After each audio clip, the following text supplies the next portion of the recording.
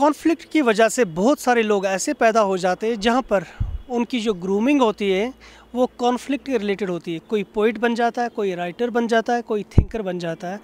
तो ये एक एडवर्सिटी में एक अपॉर्चुनिटी प्रोवाइड करता है इंसानों को। इसी तरह से कश्मीर को अगर आप देखेंगे, बहुत सारे राइटर्स यहाँ पर पैदा हो गए जिन्होंने बहुत सारी किताबें लिखी हुई हैं, जिन्होंने बहुत सारी पोइट्री लिखी हुई है कश्मीर के रिलेटेड, चाहे यहाँ के पॉलिटिकल हालात हो, सिक्योरिटी के रिलेटेड हालात हो या फिर सोशल इश्यूज़ हो। बहुत सारे, चाहे वो कश्मीर के लोग या फिर बाहर से आए हुए लोग, यहाँ पर काफ़ी रिसर्च की जाती है इन चीज़ों पे।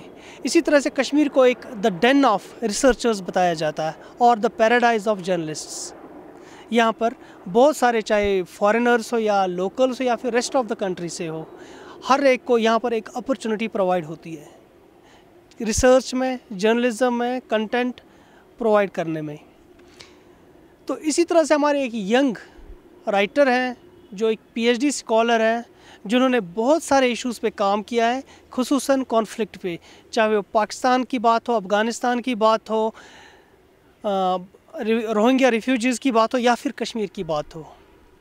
मेरे हाथ में जो ये बुक देख रहे हैं आप, peace of war, not peace PEAC, PIEC, peace of war.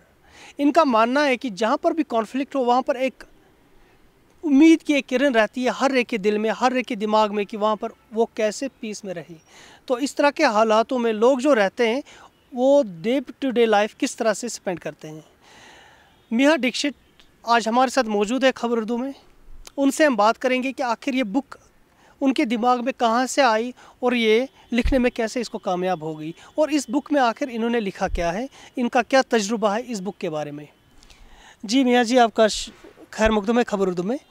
सबसे पहले मैं आपको बताऊं कि मैं जो पर्सनली जानता हूं आपके बारे में, लेकिन अगर आप हमारी ऑडियंस को अपने बारे में लिटिल बिट थोड़ा सा आप अपना वो ब्रीफ स्केच देंगे तो हमारी ऑडियंस भी आपके बारे में जान पाएंगे। Okay, thank you for having me here first. जैसा इन्होंने बताया, मेरा नाम मिया दीक्षित है और मैं काफ़ी सालों से, तकरीबन 10 साल से कॉन्फ्लिक्ट इश्यूज़ पे रिसर्च कर रही हूँ और ट्रैवल कर रही हूँ। इनफैक्ट डिफरेंट कॉन्टिनेंट्स में, मिडल ईस्ट में, साउथ एशिया में, अफ्रीका में, सो इन कंट्रीज़ में मैंने ट्रैवल किया है जो कि या तो कॉन्फ्लिक्ट जोन हो या फिर पोस्ट कॉन्फ्लिक्ट जोन्स हो।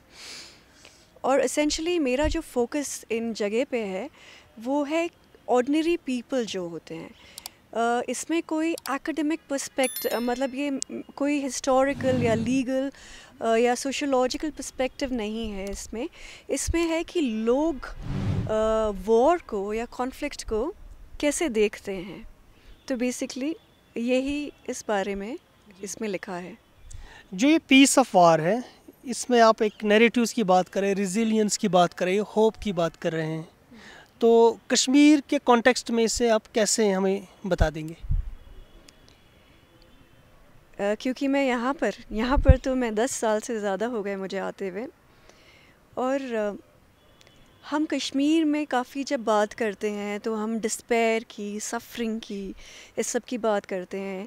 एवरीडे किलिंग्स हो रही हैं, इनकाउंटर हो रहे हैं।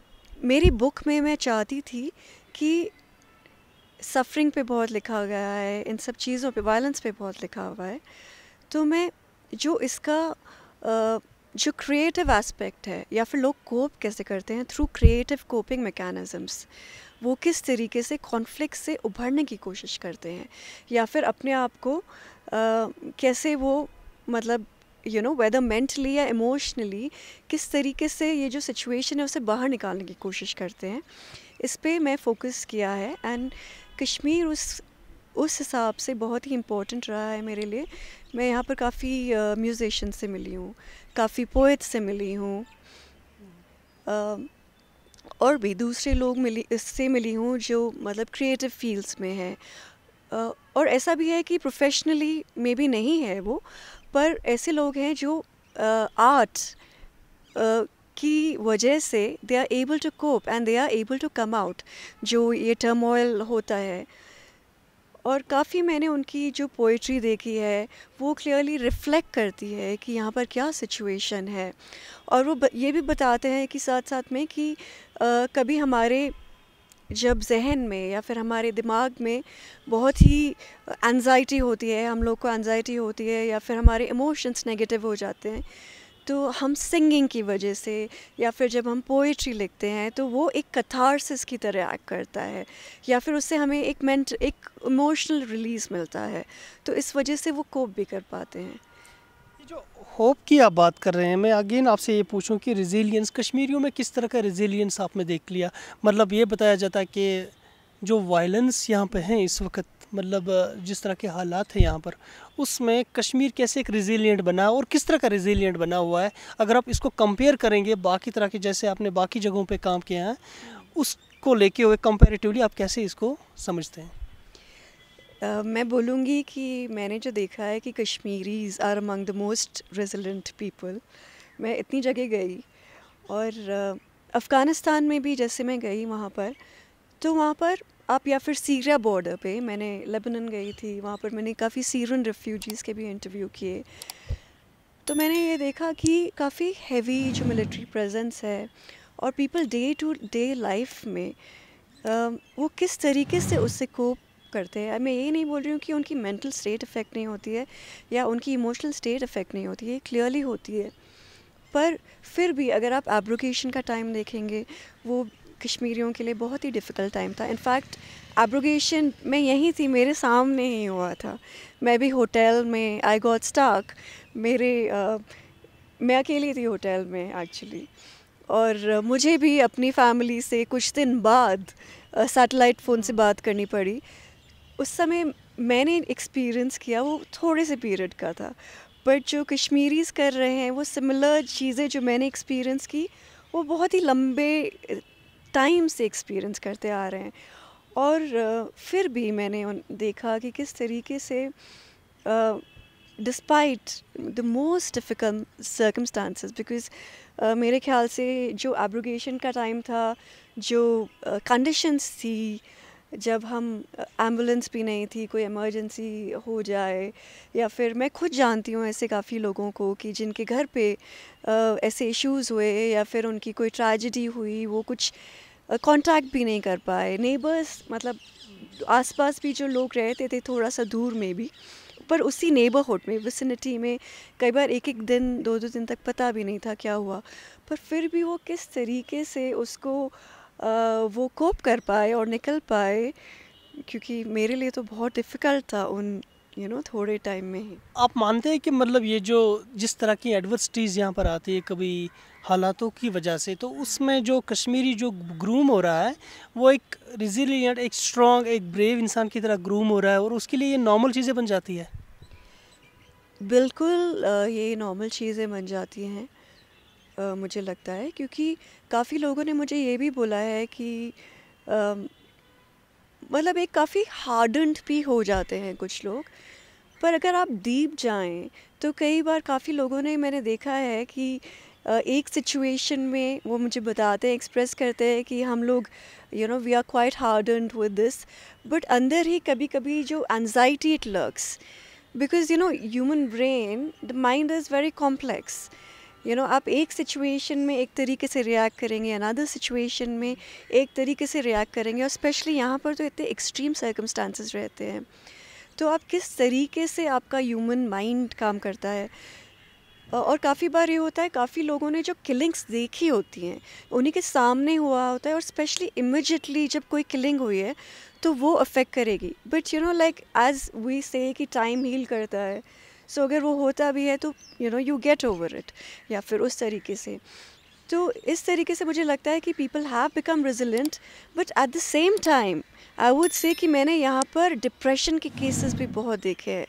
मैं काफ़ी लोगों को जानती हूँ जो मुझे बताते हैं कि हमें काउंसलिंग पे जाना पड़ता है या फिर हमें मेडिसिन्स लेनी पड़ती है, यहाँ पर इतनी एंजाइटी है। तो मैं यही बताना चाहती हूँ कि, और एक मैं इससे अगर मैं आपको एक चीज़ बताऊँ तो काफ़ी दो चीज़ें मैंने कश्मीर में भी और दूसरे भी कॉन्फ्लिक्ट जोन्स पे देखी। लोग बोलेंगे मैं जब उनसे पूछूंगी कि आप इन एक्सट्रीम सर्कमस्टांसिस में कैसे आप कोप करते हैं, तो वो बोलते हैं कि वी यूज्ड टू इट, हमें आदत हो चुकी है। पर एट द सेम टाइम, या फिर अगर मैं शायद किसी और उसमें मिलूँगी तो वो बोलेंगे कि हम we are tired of it, we are exhausted.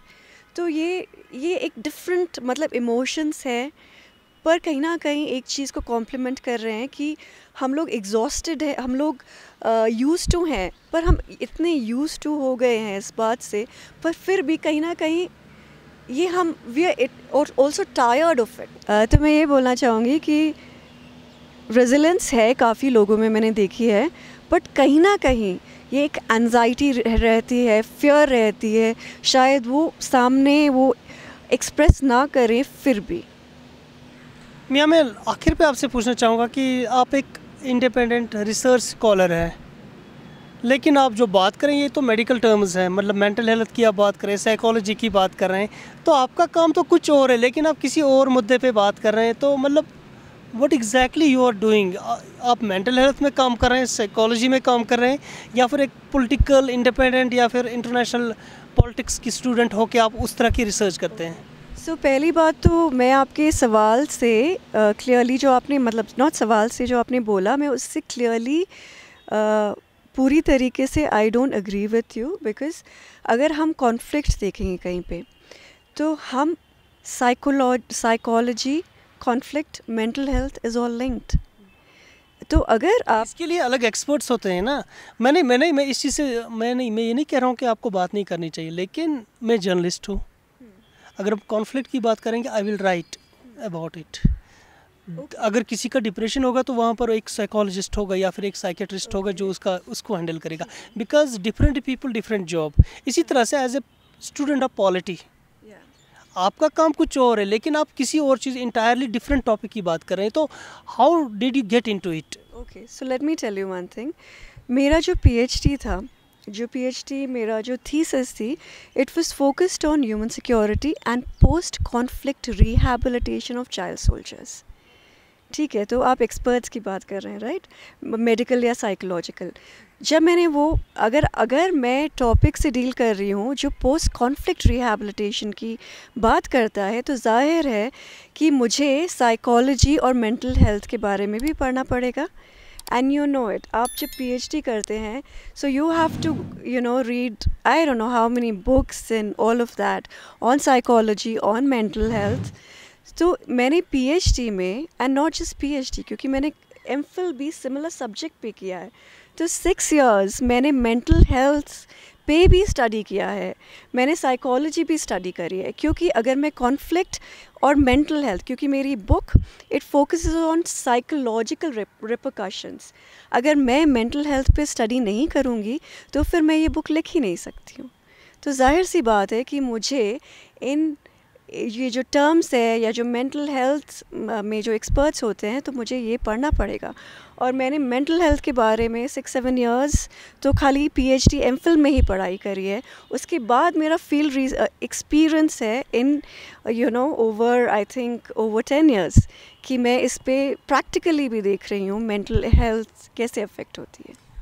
Last पे मतलब आप यहाँ कह रहे हैं कि मैंने यहाँ पर पढ़ाया भी बच्चों को कुछ, अगर ऐसा सच है तो मैंने सुना है, आप प्लीज़ इसको कंफर्म करें पहले। मैंने 2014 में मैंने briefly I worked as guest faculty at Kashmir university. Okay, so जो मैंने सुना है सही है। आप मुझे बताइए, यहाँ पर जो आपने पढ़ाया, मतलब स्टूडेंट्स का जो आपने यहाँ पर जो एटीट्यूड देखा टुवर्ड्स स्टडीज़, किस तरह का, मतलब उनका जो मेंटल स्ट्रक्चर जो है टुवर्ड्स इन चीज़ों को लेके, वो किस तरह से इन चीज़ों को देखते हैं? मैंने ना काफ़ी मिक्स देखा, वेरी ऑनेस्टली। क्योंकि एक तो यहाँ पर जैसे बंद बार बार हो जाता है, कर्फ्यू हो जाता है, and may be for a month 2 months उनकी पूरी एजुकेशन डिसरप्टेड है। तो कई बार मैंने ऐसा भी देखा है that students lose the interest in studies, क्योंकि उन्हें लगता है कि क्या है, अब बंद हो जाएगा, कर्फ्यू हो जाएगा, और फिर वो हो जाता है, मास प्रमोशन हो जाता है दूसरी क्लास में। तो मैंने वो काफ़ी देखा है यहाँ पर।